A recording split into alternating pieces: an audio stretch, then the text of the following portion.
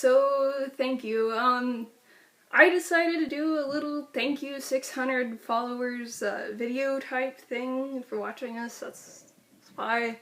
And instead of writing a one-shot, because I honestly don't have time, I'm gonna do a little bit of reading from something I wrote, because that's how I roll, and if you know me, you know I love acting. And none of this is wrote down, this is actually all improv that I'm doing right now, and I hate improv. If you know me, you know that. So, I've had this Wattpad account since 8th grade. I'm a senior in high school now. I'm 17. I've had it since I was 13. And I've grown up with it. I've met a lot of my really good friends on Wattpad.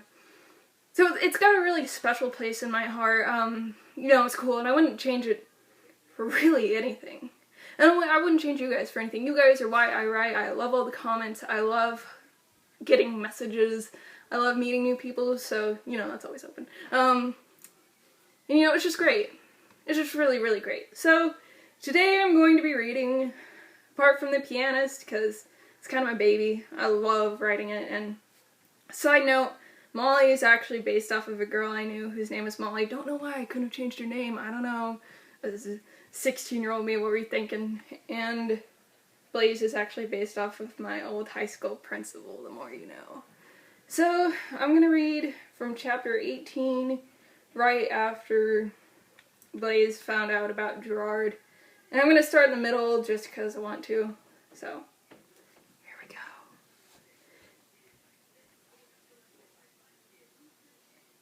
Immediately, Molly fell apart. She spun around and ran to Blaze, grabbing the front of his silk pajamas frantically, a look of pure terror erupting across her face. "Please, please, don't hurt him, please," she gasped, shaking his chest back and forth, tears cascading over the pale white of her skin. "God, please!" Without a single word, Blaze pushed her right off into the black rug, where Molly fell limply and laid her face buried in the rug, like a rag doll, crying into the carpet. Molly could hear him turn away, shoes tapping against the wood again. The sound of a lighter popping open and a cigar being lit. "Christ," he muttered, "you're not even wearing your ring." Molly kept her face in the carpet, acting as if she hid her eyes. She would be blind to what was happening. She had forgotten her ring at Gerard's. She prayed with all her heart that Gerard had hid it or something. What would Raymond say? What would anybody say? The fire burning in the fireplace warmed her just the slightest, but she still felt so immensely and irrevocably cold, like nothing in the world could ever make her warm again. "You're so much like your mother, Molly. She too fiddled with abominations." His voice hissed across the room, sickeningly drenched with hatred.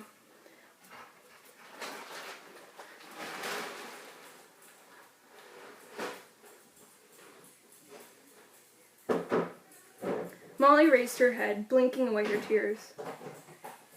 What? She had never heard her father speak of her mother before.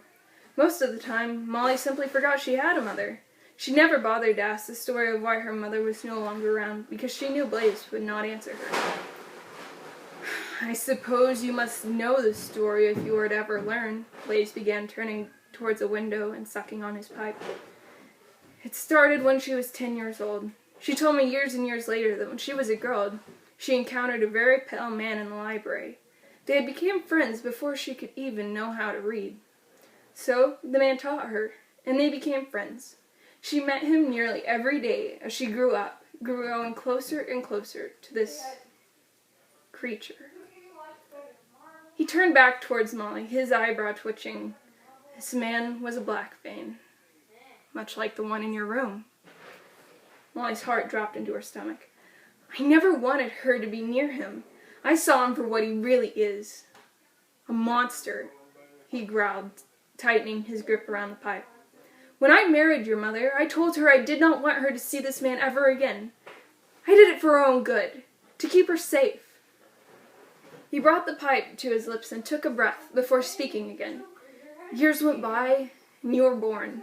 Still I had not seen hide nor hair of that black vein, nor did I suspect she was seeing him, especially not when she was pregnant with you. She never left my sight. Still, a part of me was suspicious." He took another breath, watching the night sky out the window.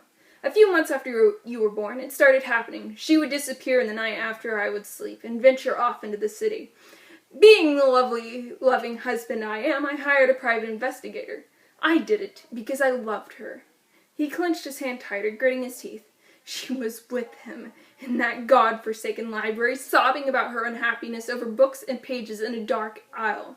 He held her and told her she should run away, but she said she couldn't because she had a baby. She never even mentioned your name, almost like she was embarrassed. I was disgusted. Molly tightened her grip around the carpet.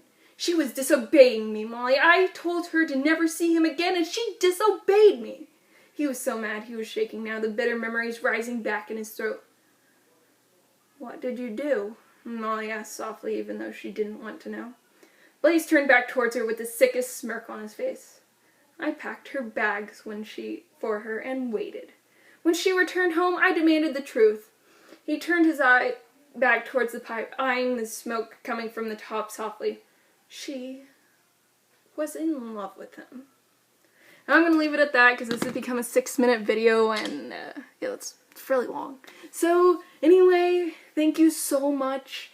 You guys mean so much to me. I love you all. Thank you.